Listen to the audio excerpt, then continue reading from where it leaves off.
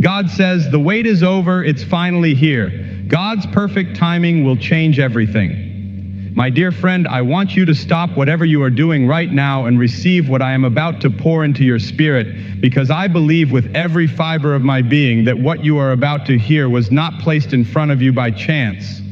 You did not stumble here. You did not arrive at this moment through some random sequence of events that had nothing to do with the hand of the living God. No, the God who spoke the universe into existence, the God who calls the stars by name, the God who knit you together in your mother's womb before you ever drew your first breath, that God has been watching you. He has been with you through every season of your journey. He has counted every tear that fell in the darkness when no one else was watching. He has heard every prayer that rose from your lips in the quiet hours of the night when the weight of waiting felt too heavy to carry alone. And today He has something to say to you that is going to reach into the deepest part of your waiting and transform it completely. What He wants to say to you is not a vague encouragement or a general word of comfort designed to help you endure a little longer. What He wants to say to you is specific.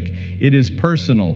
It is directed straight at the situation you have been carrying, the promise you have been holding, the breakthrough you have been believing for through season after season of silence and delay and unanswered prayer. He says this, the wait is over. It is finally here, not almost here, not on its way and getting closer here. The thing you have been standing in faith about, the promise that was spoken into your spirit and that you have been holding on to through every storm and every setback and every moment of doubt, it has arrived. The season has shifted, the appointed time has come, and the perfect timing of God, the timing that seems so impossibly slow from your perspective, the timing that caused you to question and wonder and sometimes despair, that perfect timing is about to change everything. Everything, not some things, not a few things, everything, your circumstances, your relationships, your finances, your health, your purpose, your future. The very trajectory of your life is about to be redirected by the hand of a God whose timing is never early and never late, but always, always, always precisely perfect. So open your heart this morning. Set aside the weight of every disappointment that has accumulated through the waiting. Lay down the armor of self-protection that you built to shield yourself from the pain of hoping and not seeing, because what God is releasing into your life right now does not require you to protect yourself from it. It requires you to open yourself to it, to receive it fully, to stand in the middle of it with open hands and an open heart and let the overflow of His perfect timing wash over every area of your life that has been waiting for this moment. The wait is over, and what comes next is going to change everything. Let me speak first to the weight of the waiting, because before we can fully receive the word that the wait is over, we must acknowledge honestly and without shame what the waiting has cost, what it has taken from you, what it has done to your heart over the months and years that it has stretched on beyond what you ever imagined you would have to endure. Some of you began your season of waiting with vibrant, unshakable faith. You received a promise. You believed it with everything you had. You declared it boldly. You shared it with people around you. You built your life around the expectation of its fulfillment. And in those early days of believing, the waiting felt purposeful. It felt like preparation. It felt like the natural gap between the promise and the fulfillment. A gap that would close in due time and leave you standing in the middle of everything God declared. But the gap did not close as quickly as you expected. The months turned into a year. The year turned into two. Two turned into 5. And somewhere along the way, the vibrant faith of those early days began to be worn down by the accumulated weight of continued waiting. Not all at once, gradually. The way water slowly erodes stone, not through dramatic force, but through patient, persistent pressure over time. And the faith that once burned so brightly in you began to diminish.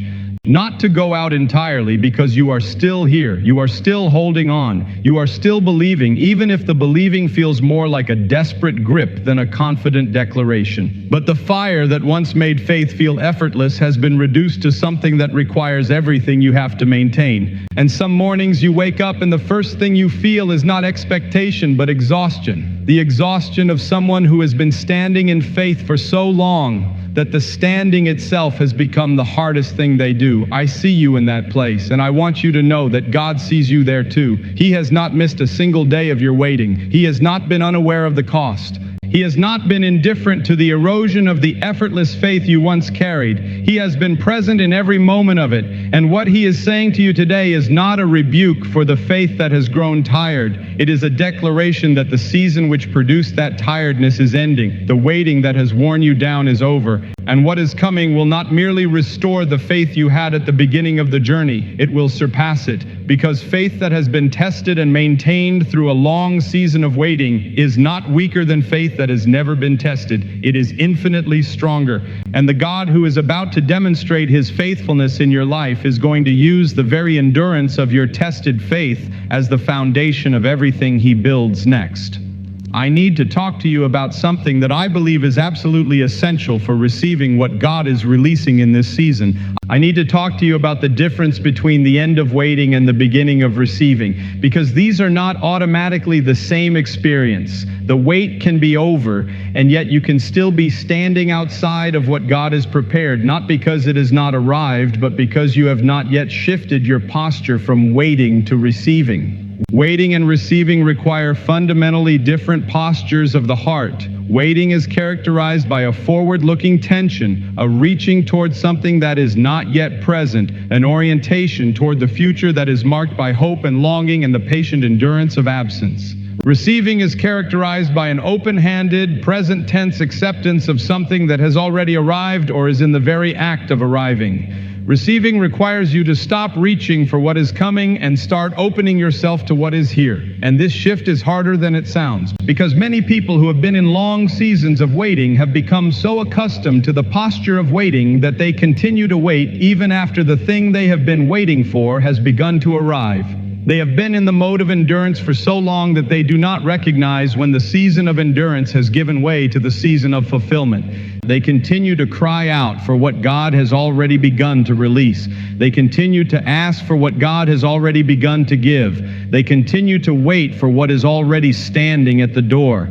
This morning, God is asking you to make a shift, to transition from the posture of waiting to the posture of receiving, to stop looking entirely into the future for the fulfillment of what he promised and start looking at what he is already doing in the present, to open your hands that have been reaching forward in longing and turn them upward in open reception, to change the language of your prayer from "God, when will you move?" to "God, I receive what you are moving in right now." That shift is not denial of the reality of the waiting season you have been through. It is not pretending that the fulfillment has already fully arrived when it has not yet fully manifested. It is a faith declaration that aligns your spirit with what God has declared, that moves your heart from the orientation of the waiting to the orientation of the receiving, and that creates in you the spiritual posture that makes you capable of fully embracing what God is releasing. Make that shift today. Right now, in this moment, make the decision to receive, to open, to accept, to embrace, because the wait is over, and what God has been preparing is not going to force itself upon a heart that is still posturing itself for waiting. It flows into hearts that are open to receive it. Let me take you to one of the most powerful stories in all of Scripture about the end of a waiting season and the arrival of divine fulfillment. I want to take you to the story of Abraham and Sarah, because their story is not just ancient history recorded in the pages of an old book. It is a living testimony to the faithfulness of a God whose timing seems impossibly slow from the human perspective, but who never, not once, fails to deliver exactly what he promised at exactly the right time. Abraham received a promise from God that seemed straightforward and specific and completely reasonable at the time it was given. God told him that he would be the father of many nations, that his descendants would be as numerous as the stars in the sky and the sand on the seashore, that through his offspring all the nations of the earth would be blessed. It was an extraordinary promise, a promise so large it seemed to reach beyond the boundaries of what one human life could contain. But there was a problem. Abraham and Sarah had no children. And as the years passed without the fulfillment of the promise, that problem became more apparent, more pressing, more humanly impossible with each passing year. 10 years passed, 20 years, and then Abraham was 100 years old and Sarah was 90. And the human biology of the situation had long since made the natural fulfillment of the promise a medical impossibility. From every angle that human reasoning could examine, the window had closed. The opportunity had passed. The promise, however sincerely given and however faithfully believed, was not going to happen through natural means. And then God spoke, and he said, "The time has come. Sarah will bear a son, and you will call his name Isaac. And the promise that I made to you when you were 75 years old, the promise that I spoke over a childless couple in a foreign land, the promise that seemed to grow more impossible with every passing year, that promise is about to be fulfilled. Not eventually. Now, this time next year, Sarah will hold in her arms the son of the promise." And Isaac was born, exactly as God said, at the exact time God determined, through means that defied every natural explanation. And when Sarah held that child in her arms for the first time, she did not respond with a dignified theological declaration. She laughed. She laughed with the pure, uncontained, overflowing joy of a woman who had waited longer than should have been humanly bearable and was now holding in her arms the impossible, undeniable, breathtaking evidence of the faithfulness of God. And she said something that I believe is one of the most beautiful sentences in all of Scripture. She said, "God has made me laugh, and all who hear will laugh with me." The waiting was over, and the joy of the fulfillment was so great, so overwhelming, so beyond anything she had allowed herself to fully anticipate, that it could only be expressed in laughter, in the pure, unbridled, can't hold it in joy of a soul that has finally, completely, undeniably seen the faithfulness of God. That laughter is coming for you, the joy that you have not yet allowed yourself to fully feel because you have been protecting yourself from more disappointment. The joy that has been held back by the long season of waiting. That joy is about to be released in your life with a fullness and a force that will overflow every boundary you have tried to contain it within. And when it comes, when the fulfillment of what God promised finally stands before you in unmistakable reality, you will not be able to hold it in. It will pour out of you. It will overflow, and everyone around you will know, without needing an explanation, that something extraordinary has happened, that God has moved, that the wait is over, and that what he has done is so beyond what human effort could have produced that the only possible response is the laughter and the tears and the worship of a soul that finally completely sees the faithfulness of its God. I want to speak now about what changes when God's perfect timing arrives, because the word that the wait is over is not simply an announcement that a specific situation is being resolved. It is a declaration that everything is shifting, that the very landscape of your life is being rearranged by the hand of God. And I want to walk you through what that rearrangement looks like in real, practical, daily terms. The first thing that changes when God's perfect timing arrives is your perspective on the past. All the things that happened in your waiting season that seemed random or painful or pointless or even cruel, every closed door, every disappointment, every detour, every delay, every rejection, every loss, every moment of silence when you cried out and heard nothing back, all of those things suddenly reveal themselves to have been purposeful, not randomly painful but intentionally formative, not punishment but preparation, not evidence of God's absence but proof of his patient, precise, purposeful involvement in every detail of your journey. This shift in perspective is one of the most profound gifts of divine timing. It does not erase the pain of the past, but it redeems it. It gives it meaning. It transforms it from something that happened to you into something that was woven into the fabric of your preparation by a God who never wastes anything, who takes every experience, every wound, every disappointment, every season of darkness, and uses it as material for the masterpiece he is building in and through your life. When Joseph finally stood before his brothers who had sold him into slavery, after everything he had been through, after the pit and the slavery and the false accusation and the prison and the forgotten promise of the cupbearer, he was able to say with complete conviction, "You meant it for evil, but God meant it for good." Not that what they did was acceptable, not that the pain was not real, but that God had been sovereign over every moment of it, weaving even the worst of it into the fabric of a plan that was larger and more beautiful and more purposeful than any of them could have seen from within the experience of it. That is what God's perfect timing does to the past. It does not delete it, it redeems it. It takes every painful chapter and reveals it to have been a necessary part of the story, a chapter that had to be written exactly as it was in order for the next chapter to unfold with the fullness and the beauty and the power that God always intended. The second thing that changes when God's perfect timing arrives is your capacity for the blessing. And this is something that God understood from the beginning of your waiting season, even when you could not understand it from within it.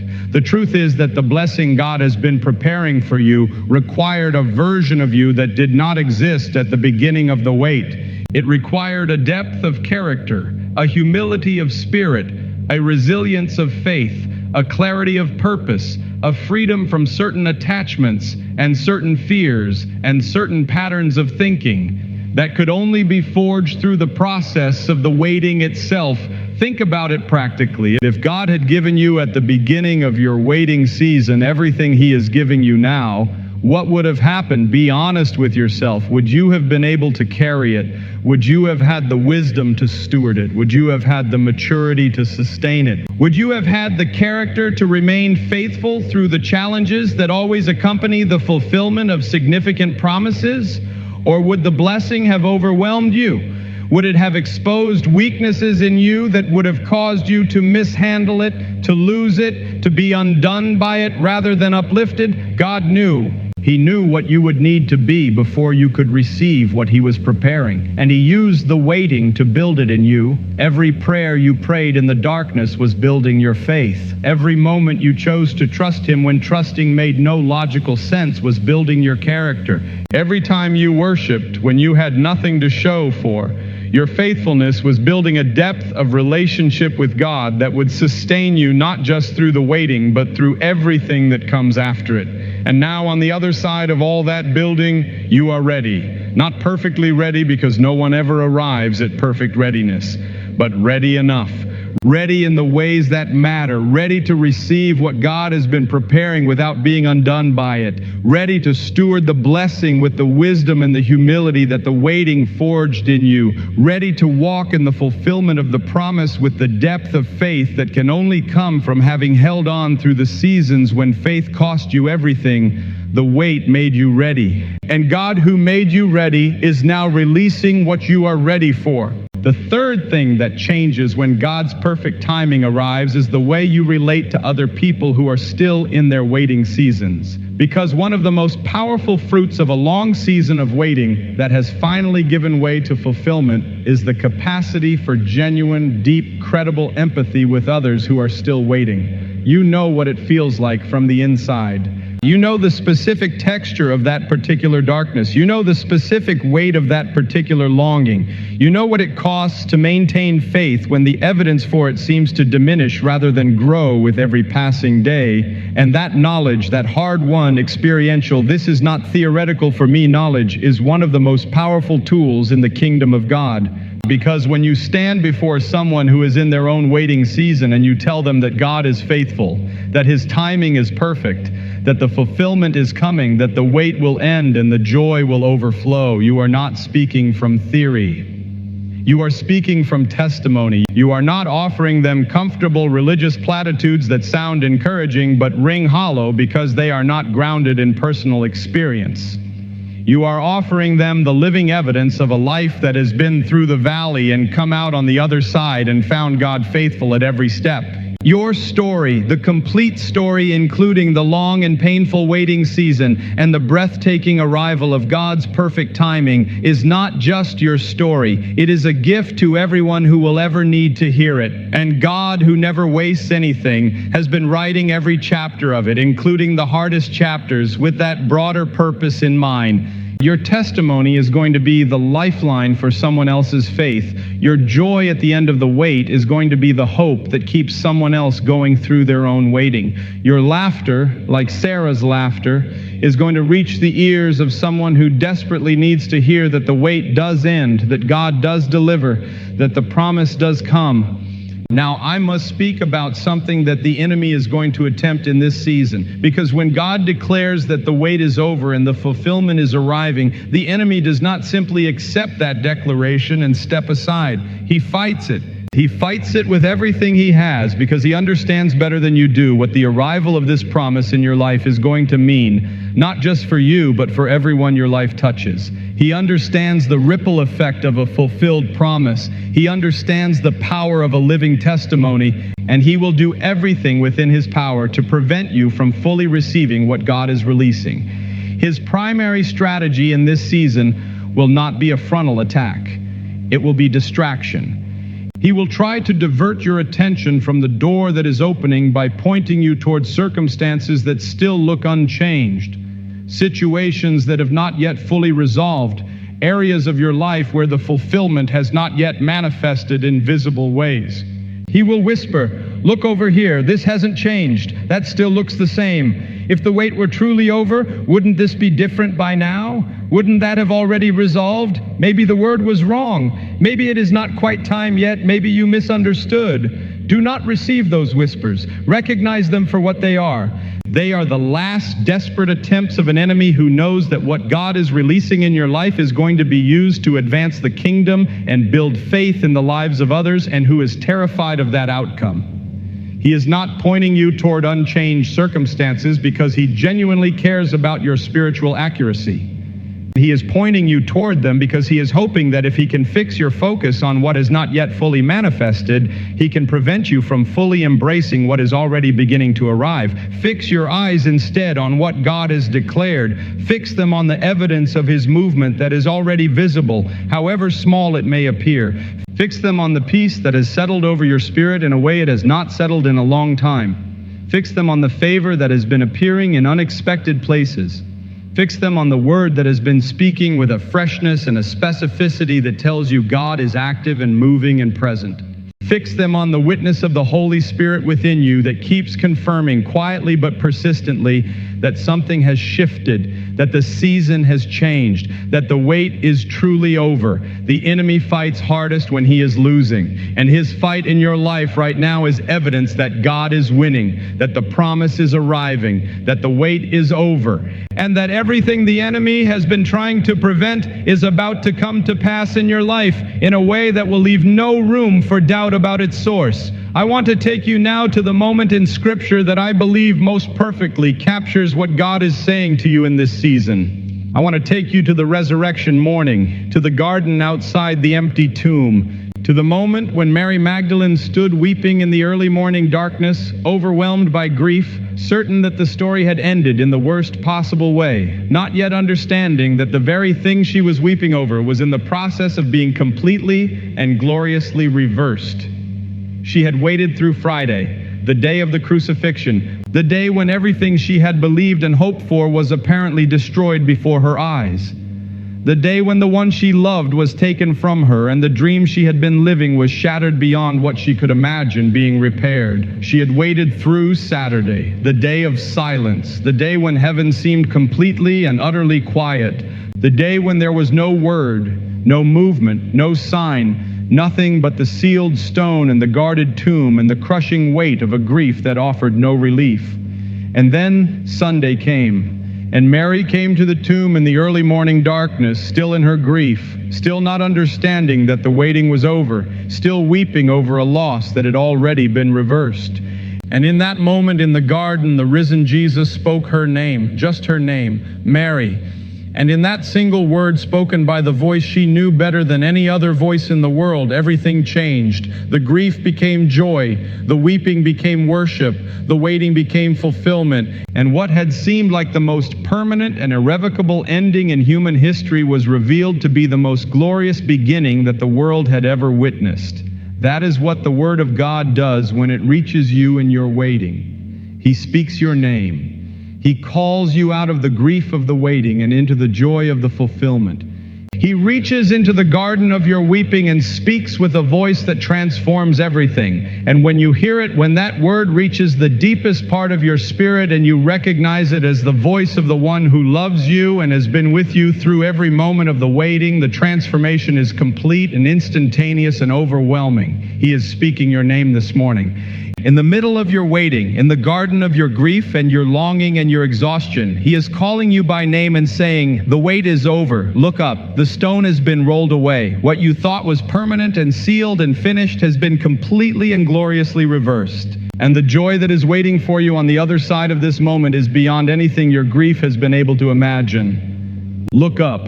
Hear your name. The wait is over. Let me speak now about the specific areas of your life where God's perfect timing is about to change everything. Because the declaration that the wait is over is not a general statement that applies vaguely to your life in some unspecified way. It is a specific, targeted, precise declaration that is directed at the specific situations and circumstances and relationships and hopes that have been waiting the longest and costing the most. For some of you, the area where the wait is ending is financial.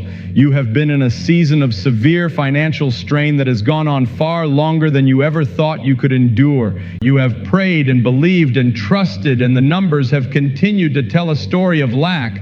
But I am declaring to you this morning that the financial season of barely enough is ending. The resources that have been blocked are being released. The provision that has been held back is coming through channels you did not anticipate, from directions you were not watching. God is about to demonstrate His role as Jehovah Jireh, your provider, in ways so specific and so unexpected and so clearly supernatural that you will have no doubt about the source. The financial wait is over. The overflow is coming, and it will come not as a trickle that slightly eases the pressure, but as a flood that washes away the debt and the lack and the barely enough and replaces them with the more than enough that God always intended for His children. For some of you, the area where the wait is ending is physical.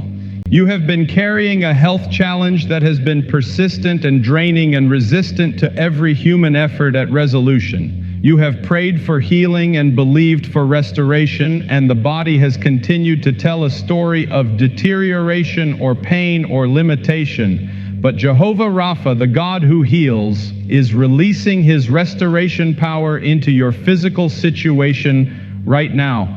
The healing that you have been believing for is arriving, not as a gradual improvement that might or might not be the hand of God, but as a restoration so clear and so complete and so undeniably supernatural that every person who has known your situation will have to acknowledge that what happened could only have been the work of the living God. The physical wait is over. Healing is here.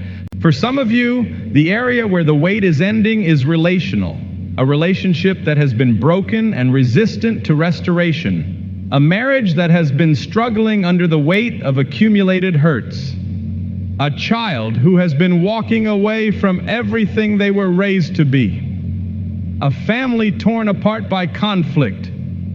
I am declaring over those relational situations this morning that the God who restores all things is moving. The walls that have been built between you and the people you love are beginning to crack. The conversations that have been impossible are about to become possible. The distance that has developed is about to begin closing. And the restoration that you have been praying for and believing for through years of heartbreak is arriving. The relational wait is over. Reconciliation is coming. For some of you, the area where the wait is ending is purposeful. A calling that you received years ago that has not yet been fully released. A vision that God placed within you that has been in preparation for so long that you have almost stopped believing it will ever come to pass. a door into your divine assignment that has seemed locked and immovable regardless of how long you have stood before it in faith. I am declaring over that calling and that vision and that assignment this morning that the preparation is complete. The season of preparation is giving way to the season of release. The door that has been locked is beginning to open. And what God placed within you as a seed of purpose is about to break through the surface and grow with a speed and a vigor and a fruitfulness that will demonstrate unmistakably that it was always alive, always growing, always being developed in the darkness of the preparation season. The purposeful wait is over. Your assignment is being released. I want to speak now about what your responsibility is in this season, because the arrival of God's perfect timing does not mean that you become passive. It does not mean that you sit back and simply observe as God does everything without any participation from you. Divine fulfillment is almost always a collaboration between the sovereign activity of God and the faithful response of His child. God opens the door, but you have to walk through it. God releases the provision, but you have to receive it. God restores the relationship, but you have to extend the forgiveness and open the conversation. God releases the calling, but you have to take the step of obedience that the calling requires. Your responsibility in this season is threefold. The first responsibility is to remain grateful. Gratitude is not just a polite response to blessing. It is a spiritual posture that keeps you connected to the source of the blessing and open to more of it. When you receive what God has been preparing with a heart overflowing with gratitude, you are not just acknowledging what He has done. You are creating the atmosphere for more of it. You are declaring with your gratitude that He is the source and that you are the receiver and that you know the difference. And that declaration invites continued overflow. The second responsibility is to remain humble. The arrival of long-awaited fulfillment carries with it a very real temptation to pride, the temptation to take some credit for the outcome, the temptation to point to your own faithfulness and your own endurance and your own spiritual discipline as contributing factors in what God has done.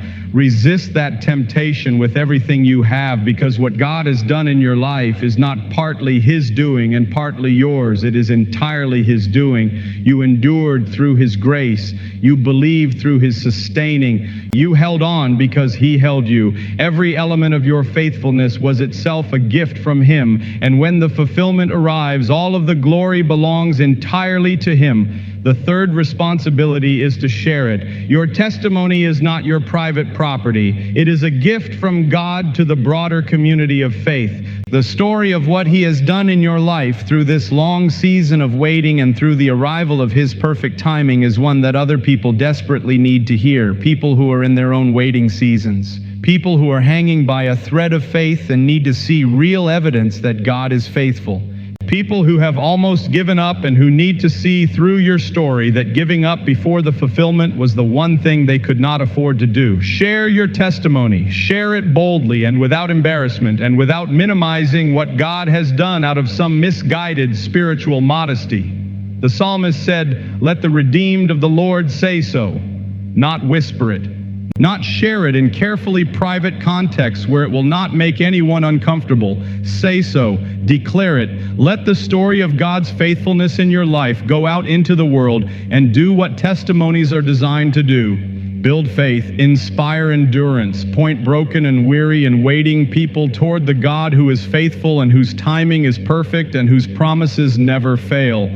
Let me speak now to those of you who are receiving this word and finding it difficult to believe, those of you for whom the declaration that the wait is over feels too good to be true, too bold, too specific, too directly aimed at the exact place of your deepest longing to be received without the protective filter of skepticism that long seasons of waiting tend to produce. I understand that protective filter. I know why it is there. It was built by disappointment, by the experience of allowing hope to rise and then feeling the pain of it not being fulfilled in the way or the time frame you expected. And the filter says, be careful. Do not let yourself believe too fully. Protect yourself from another disappointment by keeping your hope measured and your expectations modest. But I want to say something about that filter that may be one of the most important things you hear today. That filter is not protecting your faith. It is limiting it. It is not shielding you from disappointment. It is shielding you from the full reception of what God is trying to pour into your life. Because you cannot fully receive with filtered hands. You cannot embrace the overflow of God's blessing through the narrow opening of a heart that is only partially open because it is still half closed in self-protection. God is asking you today to remove the filter, not naively, not without discernment, but with a conscious, deliberate, faith-based decision to receive His word over your life fully and without the reservation that disappointment has taught you to maintain. To allow the declaration that the wait is over to land in your spirit without immediately qualifying it with, but what if it is not really over? Or, but what if I am misunderstanding? Or, but what if the fulfillment still takes longer than I think? Receive it fully without the filter. Because the God who is speaking it is not in the business of raising hopes He does not intend to fulfill. He is not a God of empty words or vague encouragements or promises that expire. When He says the wait is over, it is over. When He says it is finally here, it is here. And when He declares that His perfect timing is about to change everything, not some things, not a few things, everything, He means it with the full weight of a character that has never once failed to be faithful to every word He has ever spoken. Trust Him. Remove the filter, receive the word fully, and watch what He does with a heart that is fully open to the overflow of His perfect timing. As I bring this message to its close, I want to paint for you a picture of what your life looks like on the other side of this moment, on the other side of receiving this word, on the other side of the wait ending and the perfect timing of God changing everything. I see you waking up in the morning with a lightness that has been absent for a long time. The weight of the waiting that used to meet you before your feet even hit the floor has been replaced by something altogether different, an anticipation, a sense that the day holds something good, a quiet but unmistakable joy that does not depend on the circumstances because it is rooted in something so much deeper than circumstances. It is rooted in the knowledge, the personal and experiential and now undeniable knowledge that God is faithful, that He keeps His word, that He never abandons His children, that His timing, however long it seems to take from the human perspective, is always and without exception exactly right. I see you looking at the situations in your life that have been sources of strain and anxiety and constant low-level dread and finding that they have been transformed. Not because everything suddenly became perfect and all challenges disappeared and life became uniformly smooth and uncomplicated, but because the specific things you have been waiting and praying and believing for have been resolved in ways that only God could have orchestrated. The provision has arrived, the healing has come, the relationship has been restored, the door has opened, and the resolution of those specific things has created in you a settled confidence that does not require the absence of all challenges in order to remain intact. Because you have seen what God does. You have experienced His faithfulness. You have stood on the other side of a long and costly waiting season and watched Him fulfill exactly what He promised. And that experience has built in you a bedrock of faith that no future difficulty can shake. I see you sharing your story, telling people what God did. Not with religious performance or spiritual pride, but with the simple, genuine, overflowing gratitude of someone who knows from the deepest place in their being what it means to have been faithful to a God who was faithful to them. And I see the impact of that testimony. I see the people whose faith is rebuilt by hearing your story. The people who had almost given up on God who are brought back to faith by the evidence of His faithfulness in your life. The people in their own waiting seasons who find the strength to endure one more day because they heard what God did for you and believed that He would do the same for them. Your testimony is going to change lives. Your story, the complete story, including the long and painful waiting and the breathtaking arrival of God's perfect timing, is a gift that is going to keep giving long after the immediate circumstances of the fulfillment have become part of your daily normal. It is going to keep reaching people, keep building faith, keep pointing weary and waiting and almost given up souls toward the God who is faithful and whose timing is perfect and whose love never fails. That is what is coming. That is what the declaration means when God says the wait is over and it is finally here, and his perfect timing is going to change everything. It means all of that, every word of it, for you, for your life, for your story, for the legacy of faith that you are building through every season you have endured and every promise you have held and every moment you chose to trust when trusting cost you something. And so I close with this. A simple, direct, utterly sincere declaration spoken from the heart of the God who has been with you through every moment of the waiting and who is with you now in the arrival of the fulfillment. He says to you today, my beloved child, I see you. I know what you have carried. I know what the waiting has cost you. I know the tears you cried in the dark, the prayers you whispered when hope was thin, the mornings you got up and chose to trust when everything in you wanted to let go. I was with you in every one of those moments, not watching from a distance, but present, closer than your own breath, more involved than you knew, working in ways you could not yet see, preparing what you could not yet receive, aligning what you could not yet perceive, and now the preparation is complete. The alignment is done. The appointed time has arrived. And what I have been building in the silence and the darkness and the long seasons of your waiting is ready to be revealed.